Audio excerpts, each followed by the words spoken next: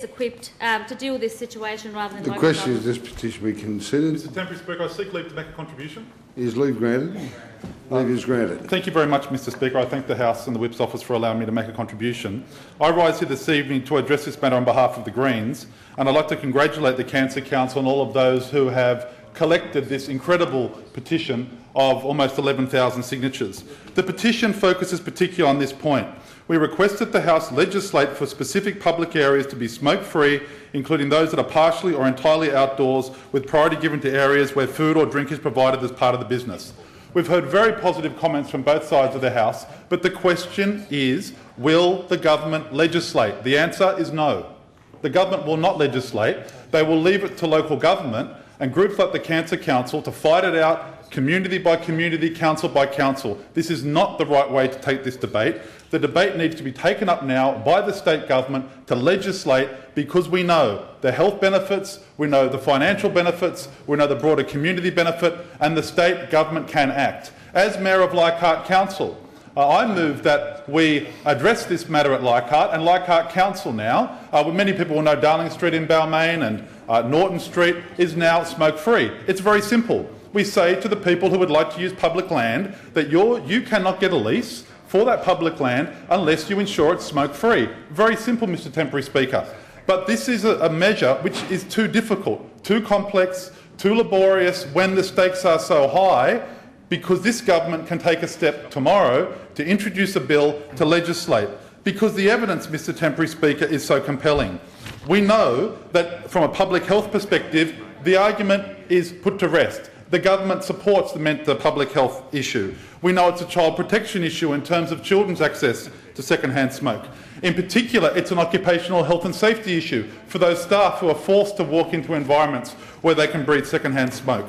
We know the Human Rights Commission has confirmed that people with underlying health conditions, including heart conditions, asthma and other chronic respiratory conditions, are effectively barred from working or entering into areas where smoking is permitted or into which it drifts. We know also that the impact on business in my community, Mr Temporary Speaker, business has been welcoming the smoke ban. We know that in 2008, New South Wales Health Report, adult health in New South Wales shows that more than 7 times more people are attracted by smoke-free venues than deterred by them. More than 80% of the community are non-smokers, and people are rightly concerned for their children's health. Most families are deterred from alfresco dining areas by tobacco smoke and would be attracted by a smoke-free policy. That's the experience at Leichhardt Council, at Marrickville Council, and the dozens of councils that have implemented this. And I was disappointed, Mr Temporary Speaker, that when we Greens moved at the City of Sydney that this ban should be put in place, that it was voted down by the council. This is where this government can take real moral leadership, that you can put the words that you just described in terms of the negative impact on smoking into action.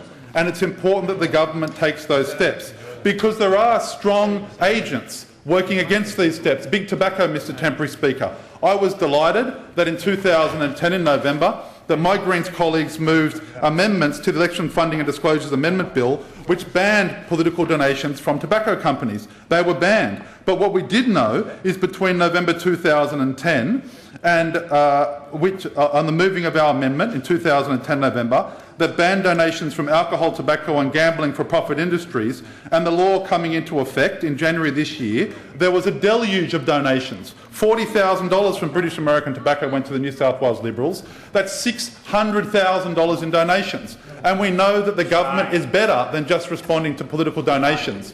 We know that the comments that the Minister has made and other members have made in good faith can and should be acted on. So today we are calling on the government to adopt the recommendations that we've seen in this overwhelmingly large petition. And the evidence is absolutely clear. But it's important now, Mr Temporary Speaker, that the government puts their words into action, because we know that the 2011 to 2016 New South Wales tobacco control strategy, that strategy is being developed. That strategy must have these provisions. And this is where every member in this House, all of them here today and all of those watching in their offices, can make an important step forward in public health policy here today.